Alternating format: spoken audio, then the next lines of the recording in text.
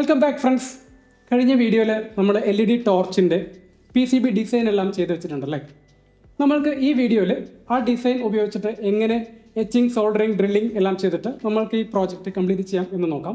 അതിനു മുമ്പ് കഴിഞ്ഞ വീഡിയോയ്ക്ക് ഒരു കമൻറ്റ് വന്നിരുന്നു, പിക്ക് ട്യൂട്ടോറിയൽ സീരീസ് ചെയ്യാമോ എന്ന് ചോദിച്ചിട്ട്. പിക്ക് ട്യൂട്ടോറിയൽ സീരീസ് നമുക്ക് അടുത്തൊരു സെഷനിൽ ചെയ്യാം. എന്ന് വെച്ചാൽ ഈ സീരീസിൻ്റെ ഭാഗമായിട്ട് നമ്മൾ AVR മൈക്രോ കൺട്രോളർ ആണ് ചൂസ് ചെയ്തിട്ടുള്ളത്. ഇതിനൊരു പ്രധാന കാരണമുണ്ട്. പിക്ക് പ്രോഗ്രാമർ വാങ്ങിക്കണമെങ്കിൽ 1000 റേഞ്ചിൽ കോസ്റ്റ് ആകുമ്പോൾ നമുക്ക് AVR മൈക്രോ കൺട്രോളർ 200 താഴെ കോസ്റ്റിൽ കിട്ടും. മാത്രമല്ല ഓർഡിനോ യൂനോ അല്ലെങ്കിൽ ഓർഡിനോ നാനോ ഇതൊക്കെ ഇപ്പോൾ എല്ലാവരും വാങ്ങിക്കുന്നതാണല്ലേ. ഈ സാധനം മാത്രം വെച്ചിട്ട് നമ്മൾക്ക് ഇതിനെ പ്രോഗ്രാമർ ആക്കിയിട്ട് നമ്മൾക്ക് AVR മൈക്രോ കൺട്രോളർ പ്രോഗ്രാമിംഗ് ചെയ്യാൻ പറ്റും. അപ്പം നമ്മൾ ഓർഡിനോ IDE ഒന്നും അല്ലാതെ നമ്മൾക്ക് IDE തന്നെ അല്ലാതെ ബെയർ മെറ്റൽ എങ്ങനെ ഒരു മൈക്രോ കൺട്രോളർ നമ്മളുടെ ഓൾഡ് സ്കൂൾ മെത്തേഡിൽ എങ്ങനെ കോഡിങ് ചെയ്യാം എന്നുള്ളതാണ് നമ്മളുടെ സീരീസിൽ നമ്മൾ ചെയ്യുന്നത്. ഓക്കെ, അപ്പോൾ ഇന്നത്തെ വീഡിയോയിലേക്ക് പോവാം. ഇതാണ് ഒരു പ്രിൻ്റ് ഔട്ട്, നമ്മളുടെ ഡിസൈൻ്റെ പ്രിൻ്റ് ഔട്ടാണ്. ഇതിനകത്ത് ഈ കോളത്തിനകത്ത് കാണുന്നതാണ് നമ്മളിപ്പോൾ ചെയ്ത ഡിസൈൻ. പിന്നെ അതിൻ്റെ ഒരു കോപ്പിയാണ്. പിന്നെ ഈ രണ്ടെണ്ണം വേറൊരു ഡിസൈനാണ്. ഇത് നമ്മൾ ചെയ്യാൻ പോകുന്ന ഒരു സെഷൻ്റെ ഒരു ഡിസൈനിങ്ങിൻ്റെ പ്രിൻ്റ് ഔട്ടാണ്. അപ്പോൾ ടൈം ട്രാവലിംഗ് ആണോ എന്ന് ചോദിച്ചു കഴിഞ്ഞാൽ ചെറിയ ടൈം ട്രാവലിംഗ് നമ്മളൊക്കെ ചെയ്യാറുണ്ടല്ലോ അല്ലേ. അപ്പോൾ നമ്മൾക്ക് ഇത് മാത്രം നമ്മൾക്ക് ഇപ്പോൾ ചെയ്ത് നോക്കാം. ഇതിനകത്ത് ഡിസൈനിങ്ങിൽ ഒരു പ്രശ്നം മീൻസ് നമ്മളുടെ അറേഞ്ച്മെൻറ്റിൽ ഒരു പ്രശ്നമുണ്ട്. ഈ നടുവിലെ മിക്കവാറും നമ്മൾക്ക് നഷ്ടമാകും. എന്ന് വെച്ചാൽ അത് യൂസ്ഫുൾ ആവില്ല. അതെന്താണെന്ന് വെച്ച് കഴിഞ്ഞാൽ ചെയ്തു വരുമ്പോൾ നിങ്ങൾക്ക് മനസ്സിലാവും. നമ്മളൊരു മാർജിൻ വെച്ചിട്ട് കട്ട് ചെയ്തെടുക്കുക ചെയ്യുന്നത്. ഇനി നമ്മൾക്ക് കോപ്പർ ക്ലാഡിലേക്ക് ആക്കണം. ഇതാണ് കോപ്പർ ക്ലാഡ്. അപ്പോൾ ഇത് നമ്മൾക്ക് ആവശ്യത്തിന് സൈസിലേക്ക് കട്ട് ചെയ്യാം.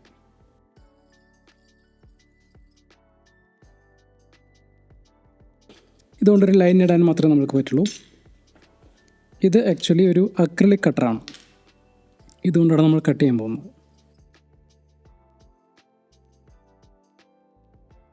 ഇവിടെ നോക്കുമ്പോൾ തന്നെ നമ്മൾക്ക്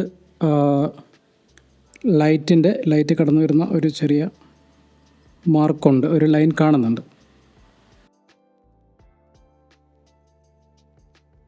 ഞാൻ ഈ മാർക്ക് ചെയ്തത് നിങ്ങൾക്ക് എങ്ങനെയൊന്നും മനസ്സിലായിട്ടുണ്ടാവില്ല. ഇങ്ങനെ നോക്കിയാൽ മനസ്സിലാവും. ഇവിടെ ഒരു ലൈൻ നമുക്ക് കാണാൻ പറ്റുന്നുണ്ട്. ഇനി നമ്മൾക്കത് കൈകൊണ്ട് പ്രസ് ചെയ്ത് കഴിഞ്ഞാൽ കട്ട് ചെയ്തെടുക്കാൻ പറ്റും.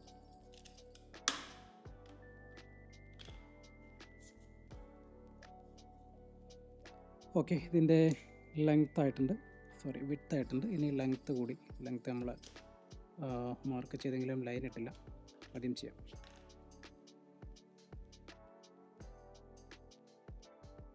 കൈ നല്ല ടൈറ്റായിട്ട് ഹോൾഡ് ചെയ്യണം, ഇല്ലെങ്കിൽ സ്ലിപ്പ് ആവാൻ സാധ്യതയുണ്ട്.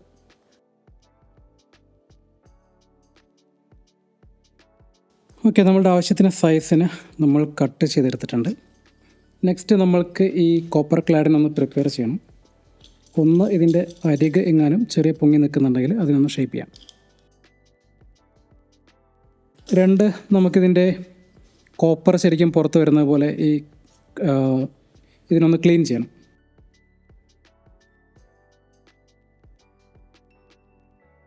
ഓക്കെ, ഇനി നമുക്കിതിനെ കറക്റ്റായിട്ട് ഇവിടെ വെച്ചിട്ട് പുറകിലേക്ക് മടക്കണം.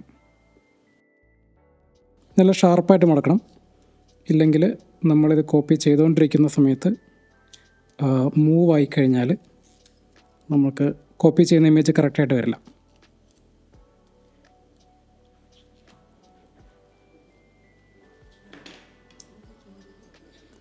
ഓക്കെ, നമ്മൾക്കിനി ആവശ്യം ഒരു ഫുള്ളായിട്ട് ചൂടാക്കിയ അയൺ ബോക്സ് മാക്സിമം ചൂടിൽ വയ്ക്കണം.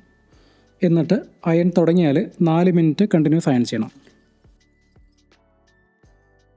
അയൺ ചെയ്യുമ്പോൾ നമ്മൾക്ക് എല്ലാവിടെയും ടച്ച് ആവുന്നത് പോലെ അയൺ ചെയ്യണം. അകത്തുള്ള സർക്യൂട്ടുകളൊക്കെ ചിലപ്പോൾ നമുക്ക് പുറത്ത് കാണാൻ പറ്റും. ഇപ്പോൾ ഇവിടെ എന്താ സംഭവിക്കുന്നത് വെച്ച് കഴിഞ്ഞാൽ ഇത് ഗ്ലോസി പേപ്പറിൽ നമ്മൾ എടുത്തിട്ടുള്ള ഒരു ലേസർ പ്രിൻ്റാണ്. അപ്പോൾ ലേസർ പ്രിൻ്ററിൻ്റെ പ്രത്യേകത നിങ്ങൾക്കറിയാമോ? ലേസറിൽ ആക്ച്വലി നമ്മൾ മഷിയല്ല നിറയ്ക്കുന്നത്, ഒരു പൗഡറാണ്, ഒരു പ്ലാസ്റ്റിക് പൗഡറാണ്. അപ്പോൾ നമ്മൾക്ക് പ്രിൻ്റ് കിട്ടുമ്പോൾ പ്ലാസ്റ്റിക്കിൻ്റെ ഒരു ലെയറാണ് കിട്ടുന്നത്. അപ്പോൾ ഞാൻ ഈ അയൺ ബോക്സും കൊണ്ട് ചൂടാക്കുന്ന സമയത്ത് ഈ പ്ലാസ്റ്റിക് ഉരുകിയിട്ട് ഇതിനെ ടച്ച് ചെയ്തിരിക്കുന്ന കോപ്പറിലും കൂടി പിടിക്കും. അപ്പോൾ ഞാൻ അയൺ ചെയ്ത് കഴിയുന്ന സമയത്ത് കോപ്പറിലും പേപ്പറിലും ആയിട്ട് ഒട്ടിയിരിക്കുകയായിരിക്കും. ഇത് ചൂടാറി കഴിഞ്ഞതിന് ശേഷം നമുക്ക് പേപ്പർ റിമൂവ് ചെയ്യാൻ പറ്റും. അപ്പോഴും ലൈൻസ് അവിടെ തന്നെ ഇരിക്കും. പ്രത്യേകിച്ച് 4 കോർണർ ശ്രദ്ധിക്കണം, അരികുകളെല്ലാം ശ്രദ്ധിക്കണം. കുറച്ച് സമയം ചൂടാറാൻ വയ്ക്കാം. ചൂടാറി കഴിഞ്ഞിട്ട് നമുക്ക് വെള്ളത്തിലേക്കിടാം.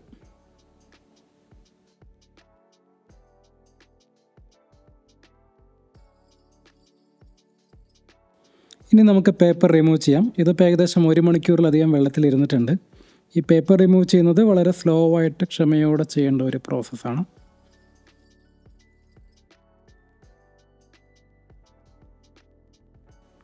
ഇത് അത്യാവശ്യം നല്ല ബലമുള്ളൊരു പേപ്പറായിരുന്നു. നമ്മൾ പല സ്ഥലത്തായിട്ട് ഇങ്ങനെ ഡാമേജ് ആക്കിയിട്ടുണ്ട്. ഇനി കുറച്ച് സമയം കൂടി വെള്ളത്തിൽ ഇരിക്കട്ടെ.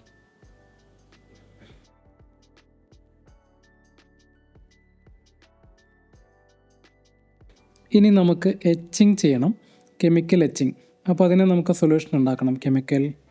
അപ്പോൾ നമ്മളിവിടെ യൂസ് ചെയ്യുന്നത്, നമുക്ക് ഒന്നിലധികം മെത്തേഡ്സ് ഉണ്ട്. നമ്മളിവിടെ യൂസ് ചെയ്യുന്നത് സാധാരണ മെഡിക്കൽ ഷോപ്പിൽ നിന്ന് കിട്ടുന്ന ഹൈഡ്രജൻ പെറോക്സൈഡ്, പിന്നെ നമ്മളുടെ സാനിറ്ററി ഷോപ്പിൽ നിന്നെല്ലാം കിട്ടുന്ന ക്ലീനിങ് ആസിഡ്. അപ്പോൾ ഇത് 50-50 റേഷ്യോയിൽ നമ്മൾക്ക് എടുത്തിട്ട് മിക്സ് ചെയ്താൽ മതി.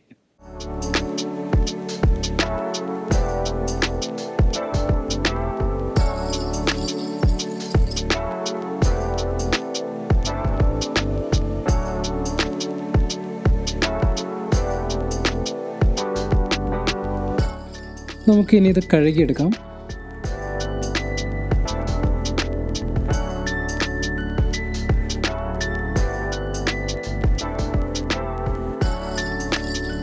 ഇനി നമുക്ക് 1 mm ഡ്രിൽ ബിറ്റ് വെച്ച് ഡ്രിൽ ചെയ്യുന്ന പരിപാടിയാണ്. നിങ്ങൾക്ക് ഏതെങ്കിലും ഒരു ഡ്രില്ലർ യൂസ് ചെയ്യാം. ഞാനിവിടെ ഒരു ഹാൻഡ് ഡ്രില്ലറാണ് യൂസ് ചെയ്യുന്നത്.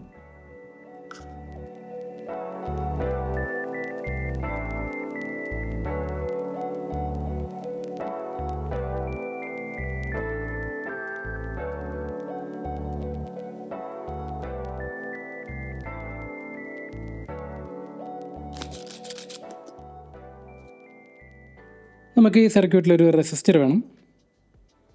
നമ്മളുടെ ബാറ്ററി 6 വോൾട്ടാണ്.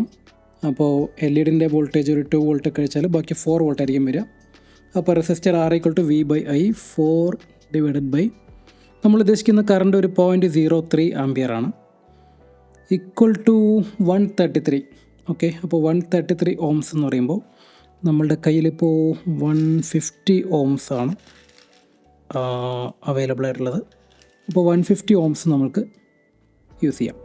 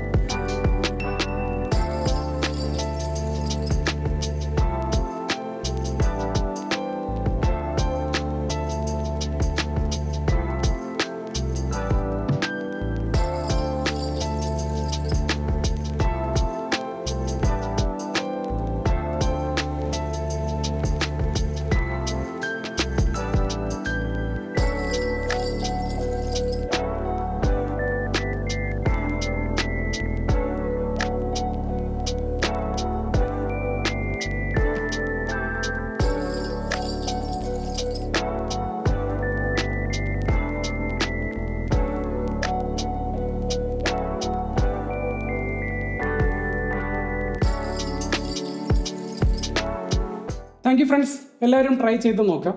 പിന്നെ പ്രിൻ്റ് ഔട്ട് എടുക്കുന്ന സമയത്ത് നമ്മൾ പ്രിൻ്റ് പേജ് സെറ്റപ്പിൽ A4 പേപ്പർ കൊടുത്തിട്ടുണ്ടെങ്കിൽ നമ്മൾ പ്രിൻ്റ് ഔട്ട് എടുക്കുമ്പോഴും A4 പേപ്പർ തന്നെ സെറ്റ് ചെയ്തിട്ട് പ്രിൻ്റ് ഔട്ട് എടുക്കാം. എന്ന് വെച്ചാൽ PDF ക്രിയേറ്റ് ചെയ്യുന്ന സമയത്ത് A4 ഷീറ്റ് ആണെങ്കിൽ നമ്മൾ പ്രിൻ്റ് ഔട്ട് എടുക്കുന്ന സമയത്തും A4 ഷീറ്റിൽ തന്നെ പേജ് സെറ്റ് ചെയ്യാം. പിന്നെ പ്രിൻ്റ് എടുക്കുന്ന സോഫ്റ്റ്വെയറിൽ എന്തെങ്കിലും റീസൈസ് ആവാനുള്ള ഫിറ്റ് ടു പേജ് അങ്ങനെ എന്തെങ്കിലും ഓപ്ഷൻസ് കൊടുക്കാതിരിക്കാൻ ശ്രദ്ധിക്കാം. അപ്പോൾ ഇതേവരെ സബ്സ്ക്രൈബ് ചെയ്തിട്ടില്ലാത്തവരെല്ലാം സബ്സ്ക്രൈബ് ചെയ്യുക. വീണ്ടും മറ്റൊരു വീഡിയോയിൽ കാണാം. Thank you.